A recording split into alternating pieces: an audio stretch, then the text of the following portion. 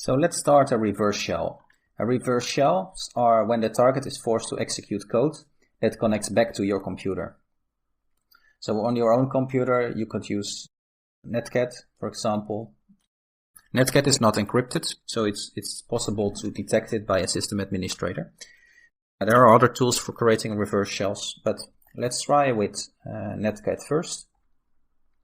So we'll open a terminal, and let's say this is the attacking machine. And the attacking machine will type this command. Type your root password. So this just starts listening, starts a server listening on this port. Then we open a new computer, which is the victim's target machine. And on the victim's machine, we will connect to the server. Now let's just see what is our server address. So this is our server address. In this case, we type the command ifconfig to see our IP address. And this is our server address. So this will be different on your computer. Of course, it's just your IP address. So type ifconfig to find your address. And in this example, both the machine of the attacker and the victim is both the same computer, but that doesn't necessarily have to be, right? So you can have this server running on any VPS, for example, DigitalOcean or Vultr or wherever. It might be on the same network, or it might be somewhere online on a VPS you rent. And then just start the server that's listening. Then on the victim's computer, we connect to that server on the port, and we'll force it to start bash.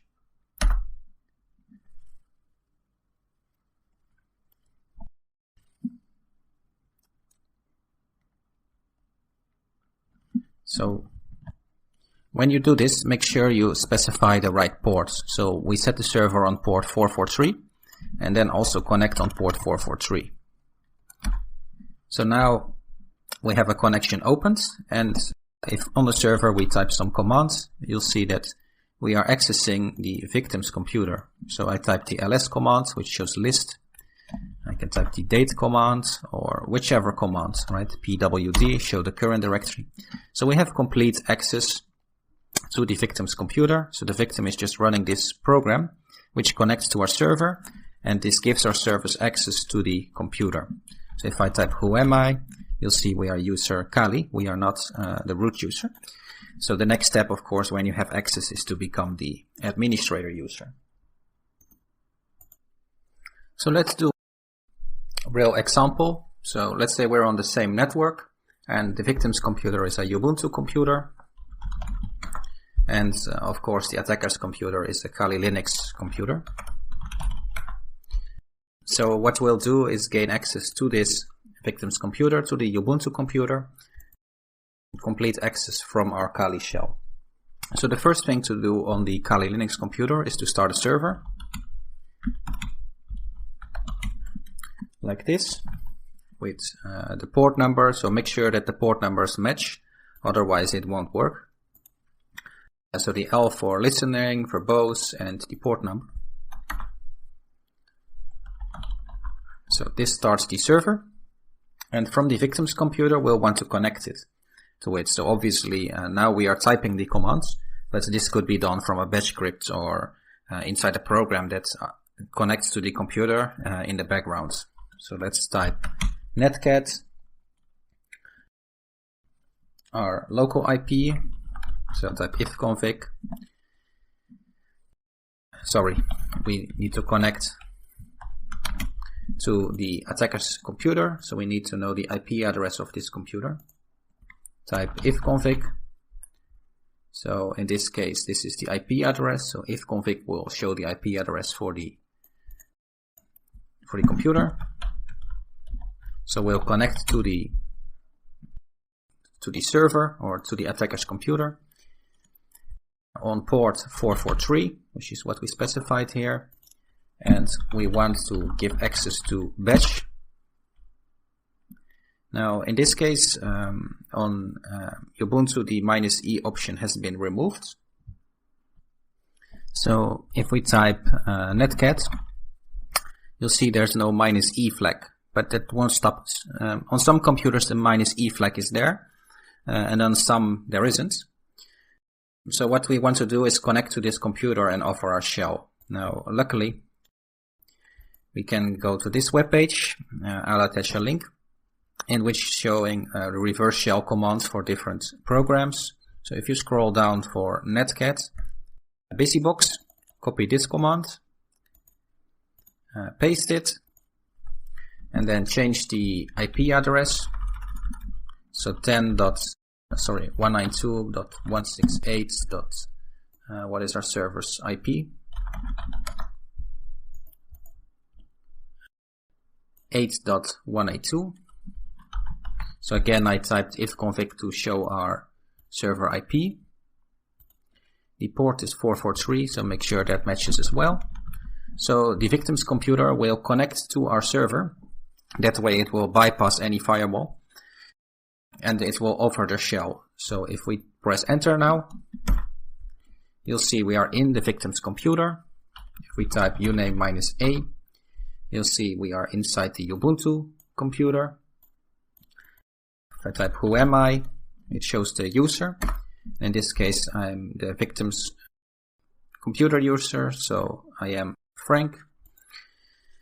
And now you can browse around the computer. So you'll see it's a Linux computer. We can list the etc directory, perhaps output etc password or output etc shadow. Try to do that. So basically we are in the computer now on the as the user which run this program. So if it's a user, if it's not a root user, you will have basic user access. Of course, if this program is run as a root, if this command, then you will have complete access on the level of administrator. So depending on how this command is executed. So just by, let me show you again. So here we run a server using Netcat on port 443. Press enter, so it starts listening. So this can be on the same network, but of course it can also be on a VPS, on DigitalOcean or Vultr or any kind of virtual private server.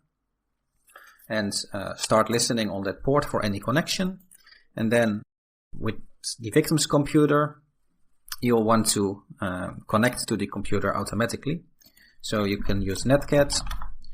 If there is the -e flag, you can just use netcat -e with the bash command, IP address and port. In the case of this Ubuntu Linux, there is no -e flag.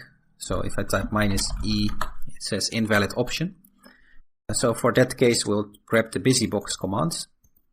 So this command, I'll attach the link to the course so that you can just copy paste it. We'll change the IP and change the port. So the victim's computer runs this command, and now we're inside his computer. Now, of course, running this command manually is not something the victim will do. So what you want to do is attach this inside a bash script or inside a program that the victim then runs. So let's create a bash script.